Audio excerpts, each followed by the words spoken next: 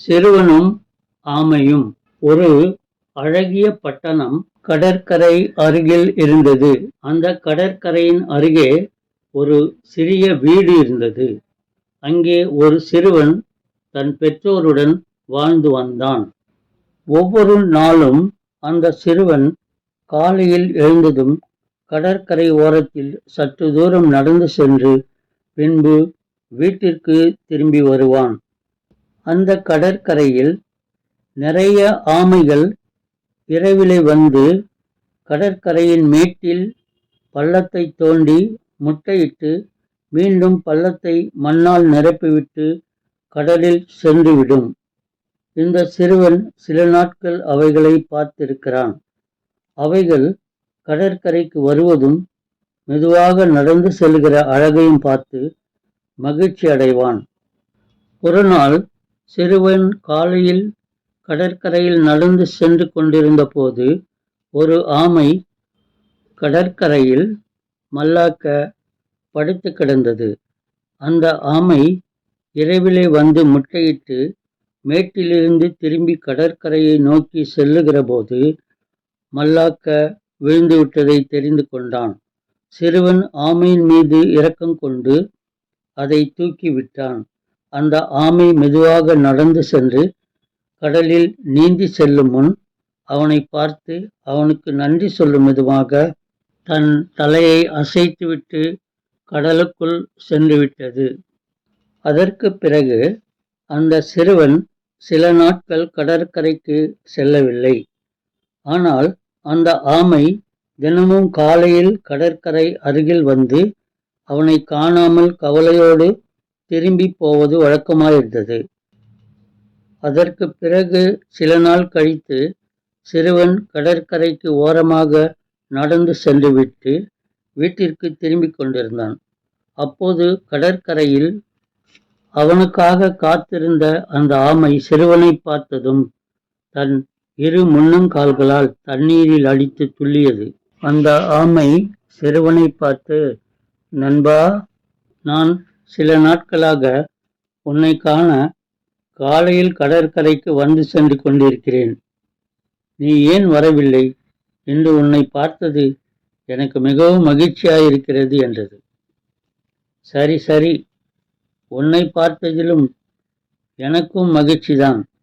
சிறுவன் சிறிது நேரம் ஆமையிடம் பேசிவிட்டு, ஆமை நண்பனே, நான் பள்ளிக்கு செல்ல வேண்டும், புறப்படட்டுமா என்றான். அதற்கு ஆமை, நண்பா, நாளைக்கு நான் உன்னை இந்த இடத்தில் சந்திக்க விரும்புகிறேன், வருவாயா என்று கேட்டது. சரி, வருகிறேன் என்று சிறுவன் சொன்னான். ஆமை சிறுவனை பார்த்து, நண்பா, நான் நாளைக்கு உனக்கு ஒரு பரிசு தரப்போகிறேன்.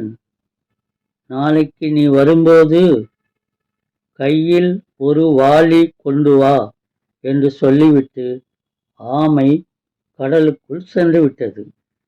சிறுவனும் வீட்டிற்கு சென்று பின் பள்ளிக்கு சென்று விட்டான். மறுநாள் காலை சிறுவன் கையில் ஒரு வாளியுடன் அந்த இடத்திற்கு சீக்கிரமாக சென்றான். ஆமை சிறுவனை கண்டதும், நண்பா, என் அருகே வா என்றது. சிறுவன் ஆமையின் அருகே சென்றபோது ஆமை தன் வாயில் நிறைய முத்துக்களை கொண்டு வந்து அந்த வாளியில் போட்டது. சிறுவனுக்கு ஆச்சரியம் தாங்கவில்லை. ஆமை நண்பா, உனக்கு இவ்வளவு முத்துக்கள் எப்படி கிடைத்தது என்று கேட்டான். ஆமை சிறுவனை பார்த்து, நண்பா, இதெல்லாம் எங்களுக்கு சர்வசாதாரணம். உனக்காக நான் கடலுக்கு அடியில் சென்று சிப்பிகள் இருக்கும் இடத்திற்கு சென்றேன். அங்கே நிறைய முத்துக்களை கண்டேன். உனக்காக எடுத்து வந்தேன் என்றது. சிறுவனும் முத்துக்களை எடுத்துக்கொண்டு தன் பெற்றோரிடத்தில் கொடுத்தான். அவர்கள் முத்துக்களை விற்று பணத்தை சேர்த்து கொண்டு வந்தனர். ஆமையோவென்றால் அடிக்கடி முத்துக்களை கொண்டு வந்து சிறுவனிடத்தில் கொடுக்கும். சிறுவன் எல்லாவற்றையும் தன் பெற்றோரிடம் கொடுத்து விடுவான். அவனுடைய பெற்றோர்கள் எல்லா முத்துகளையும் விற்று பெரும் பணக்காரர்களாகிவிட்டனர். இப்போது அவர்கள் ஒரு பெரிய வீட்டில் கடற்கரை அருகே வாழ்கிறார்கள். நாம் எந்த உயிரினத்திற்காவது உதவி செய்தால் அந்த உயிரினம் நம்மை மறவாமல் கடைசி வரை நமக்கு நன்றி சொல்லும் என்பதை இக்கதையின் மூலம் நாம் தெரிந்து கொள்கிறோம். தேங்க்ஸ் ஃபார் வாட்சிங். Like, share, subscribe.